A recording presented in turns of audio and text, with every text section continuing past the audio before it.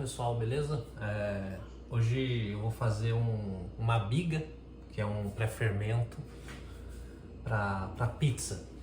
Eu resolvi fazer esse vídeo porque eu já havia feito umas pizzas com essa nova farinha da Venturelli, a alma italiana. Eu gostei bastante do resultado e resolvi fazer aqui para vocês verem. Tem alguns grupos de pizza, muita gente pergunta os processos, como faz e tal. Então, a gente vai fazer um pré-fermento com essa farinha. Para fazer um pré-fermento, a gente precisa de uma farinha que a gente fala que é forte, que tem um W alto, uma quantidade de proteína alta. A maioria das farinhas aqui nacionais nem informação sobre o W tem e a quantidade de proteína de algumas não é tão alta. Para fazer esse pré-fermento, a gente precisa de uma quantidade mais alta, porque ele vai passar uma fermentação mais forçada, digamos assim. Tem por mais tempo e tal, para agregar características na massa, como da borda mais alveolada, ela mais cheia, a borda mais alta. Isso tudo vem de acordo com em consequência desse pré-fermento que a gente faz. A gente precisa de uma farinha mais forte. Essa aqui é um lançamento da Venturelli, é uma farinha bem forte. Por exemplo, ela tem um W de 320 e uma quantidade de 14% de proteína. O que isso quer dizer? Que, por exemplo, em cada 100 gramas de proteína, de farinha, vai ter 14 gramas de proteína. 100 gramas de farinha, 14 de proteína. A gente precisa dessa quantidade alta e esse W forte para fazer esse pré-fermento, porque por ser esse pré-fermento para a gente agregar essas características, ela precisa de uma farinha um pouco mais forte, porque para a fermentação, o fermento se desenvolver bem, precisa desse tanto, senão vai degradar toda a quantidade se for uma farinha simples, vai degradar toda a quantidade de proteína e ela não vai suportar essa fermentação. Aí no final do nosso empasto, da massa, ela já vai estar tudo saturada essa fermentação e não vai ter o resultado que a gente quer. Enfim, a gente precisa de uma farinha de pelo menos uns 300, para fazer uma biga, uns 300 mais ou menos de W e pelo menos uns 13, 14% de proteína. Essa daqui é uma bem forte, então a gente vai usar ela, beleza? A biga é bem simples de fazer. Geralmente a gente usa uma quantidade específica de farinha e em média 50% de água para essa quantidade de farinha.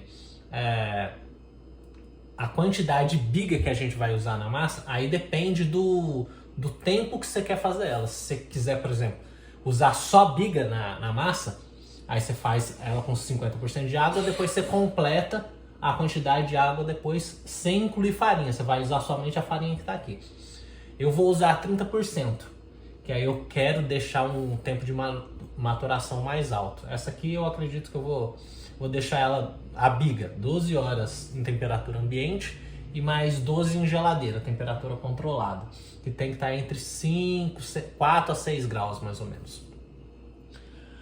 Aí depois eu vou deixar um tempo de maturação por cerca de 48 horas em temperatura controlada também na geladeira. Aí vamos lá, o processo é bem simples. Então a gente vai medir aqui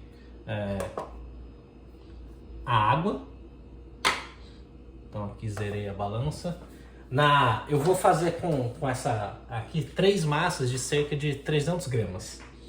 Então, para isso, eu quero uma hidratação de 75% nela. Então, para essas, eu fiz as continhas ali, vai dar 500 gramas de farinha e 500 gramas de farinha e 375 de água.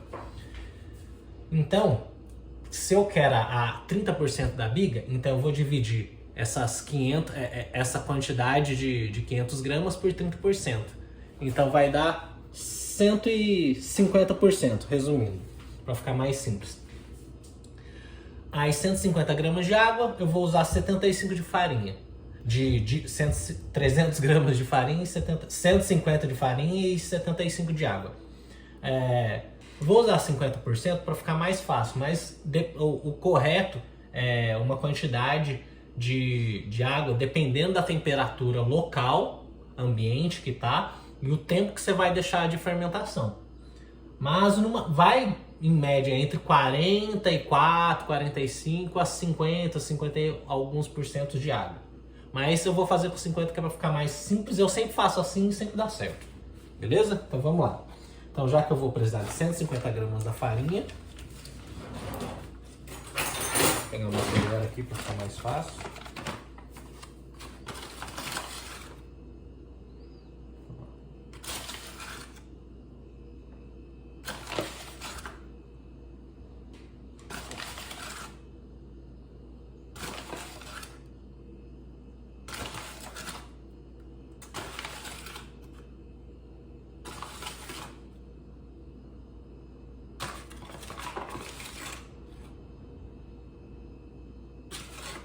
$43, $49.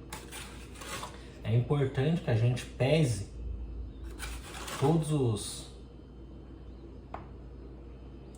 os ingredientes para ter a quantidade correta, para a gente ter o controle da hidratação correta e tal. Porque senão a gente não vai saber exatamente como vai andar os processos e a forma final que vai ficar, beleza? Para a gente garantir a qualidade total. Na verdade, eu tinha separado os potes aqui, eu até coloquei no pote errado. Mas eu vou passar para o outro aqui.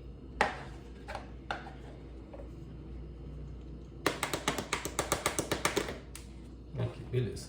Aí nesse aqui eu vou voltar e colocar a água. Então eu vou precisar de 75 gramas de água.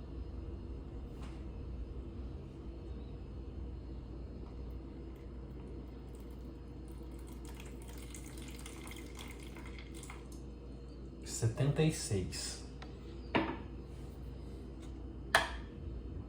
75 na verdade. Tem essa balança, tem precisão de mais ou menos 1 grama, de 1 grama. Só que se ela não mede 1 grama, né? Então às vezes quase bate 1 grama, então ela vai mudar. Mas depois baixou para 76. Deixa eu tirar um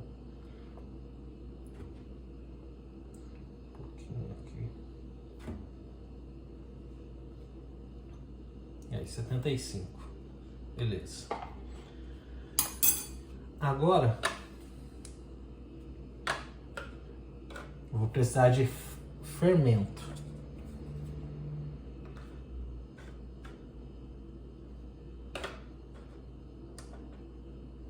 Zerei aqui.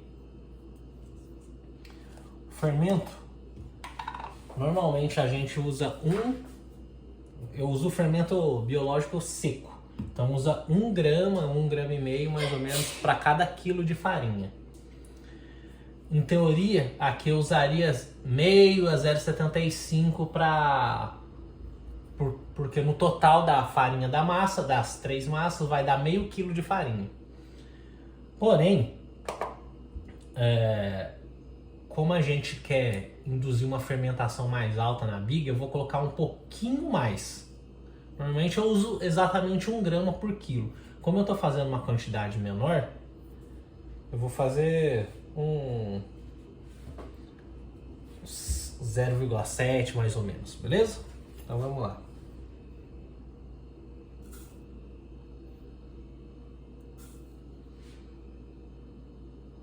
Cinco.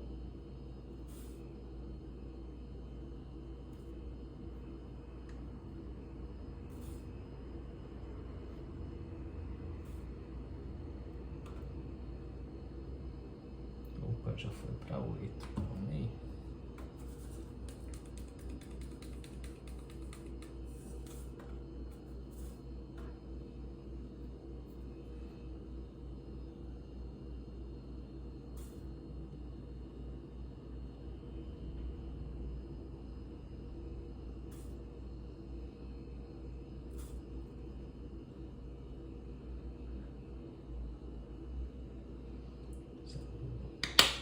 Beleza.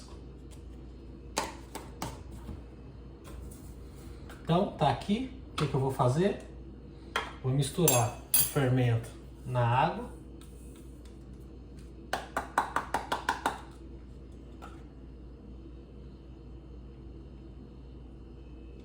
Deixa eu afastar essas coisas daqui.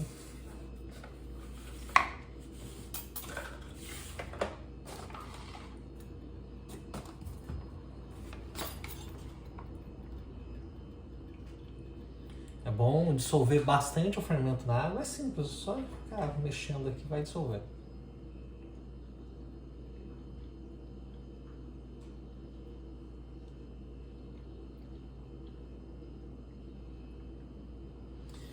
Eu geralmente faço uma quantidade maior de massa. Eu uso um potão bem grandão. E eu fermento as massas nesses potinhos aqui. São potes de 1 litro, se eu não me engano. Só como eu vou fazer menos, era uma quantidade menor, eu resolvi fazer nele mesmo, para ficar até mais fácil para colocar aqui no vídeo. Aí, eu acho que vai dar para fazer nele mesmo. Geralmente eu preciso de mais espaço para fazer a biga, porque eu mexo bastante ela. Eu tento fazer o processo de biga non-stress, que é sem estressar. Você não pode sovar ela, né?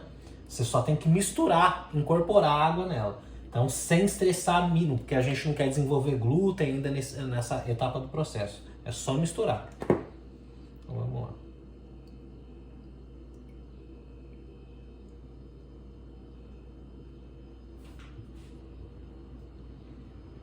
Tá bem misturadinho aqui já. Aí, simplesmente, o que eu faço?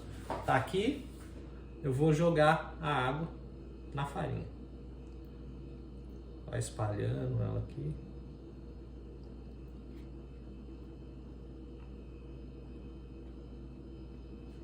Beleza, tá aqui, aí eu vou misturando.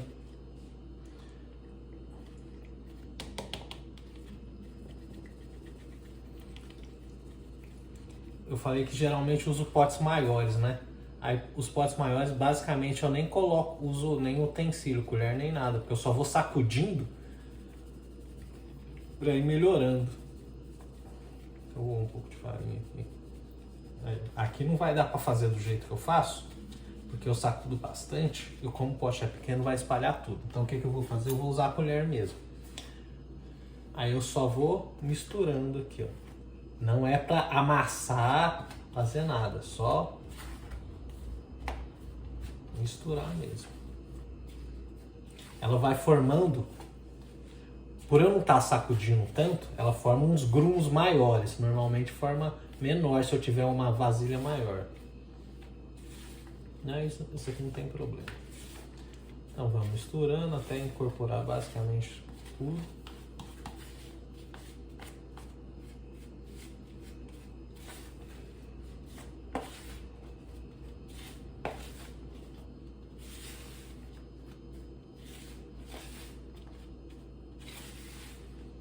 A gente tem que misturar até absorver toda a farinha, não pode ficar pozinho de nada aqui. Tem que estar basicamente o pote limpinho e todos esses grumos absorvidos com a água, nada seco. A biga é um tipo de fermento seco, a gente fala que é seco pela quantidade de água. Tem outros tipos de fermentos, os mais comuns são biga e o polish, por exemplo, que o polish a gente chama um fermento mais líquido. A ele a gente já usa a mesma quantidade de água para a quantidade de farinha. Isso vai mudar um pouco as características, mas para falar a verdade, no final das contas, você tem que entender bastante, estar bem acostumado com isso para ver as diferenças, que são bem sutis. A diferença é que na incorporação com a massa, a biga é mais complicada, porque por ser mais seco, depois para incorporar no final, sendo líquido, mistura mais fácil no restante. Mas aí eu vou fazer outro vídeo fazendo a massa, vocês vão ver. Aí eu tô misturando e já quebrando os grumos aqui, ó. Aí não tá com uns tão grandes. A farinha já sumiu quase toda.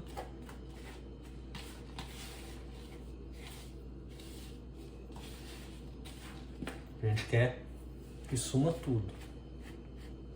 O pozinho. Aqui tem um restinho na colher, eu vou tirar aqui e começar a mexer um pouquinho com a mão.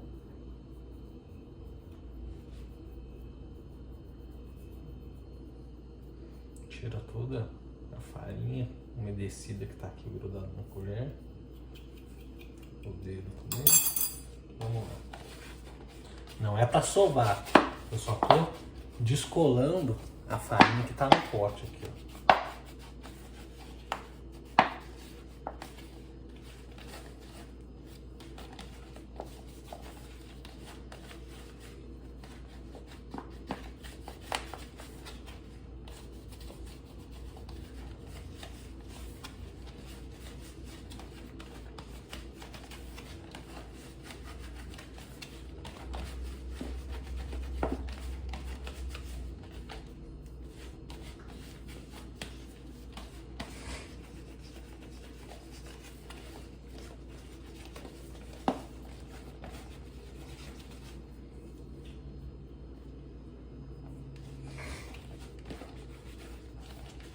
Aí, pronto.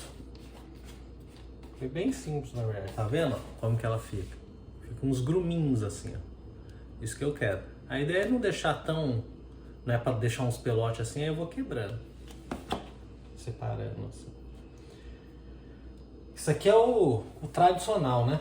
Existem outras formas de fazer. Não é a tradicional, que as pessoas até fazem mais um blocão gigantão. Que acaba que até fermenta um pouquinho melhor, porque o problema da biga é se não absorve completamente a farinha. Porque tem que ter uma certa umidade para a fermentação acontecer. O fermento agir. Se tá seco, ele não vai agir, por isso que tem que misturar bem. Aqui, ó, já fermentou. Na teoria, isso aqui já estaria pronto. Aí, como eu falei que faz dessa questão do blocão, eu comecei a fazer uma época assim, eu achei mais interessante. Eu não junto tudo, mas eu dou uma amassadinha depois. Viu que tá tudo pronto, ó. Ó o final do pote, ó, limpinho, transparentezinho, sem pó da farinha, né? Então absorveu toda a farinha. Aí o que eu faço agora? Eu vou dar uma amassadinha nela aqui. Simplesmente assim. O ideal da biga também tem que ser o correto. Não vai fazer tanta diferença no final das contas. Mas é um recipiente que você coloca que a biga cresça para cima. Porque isso aqui vai começar a fermentar, vai desenvolvendo e ganhando, ocupando mais espaço no pote. O ideal seja que ele cresça para cima e não para os lados. Porque aí a fermentação age de uma forma melhor. Beleza? Então tá aqui. Esse pote é um pote pequeno. Então ele vai crescer um pouco para cima. Beleza? Então eu dou uma amassadinha aqui nele agora, ó. Só para compactar. Não é para apertar muito. É só para compactar um pouquinho.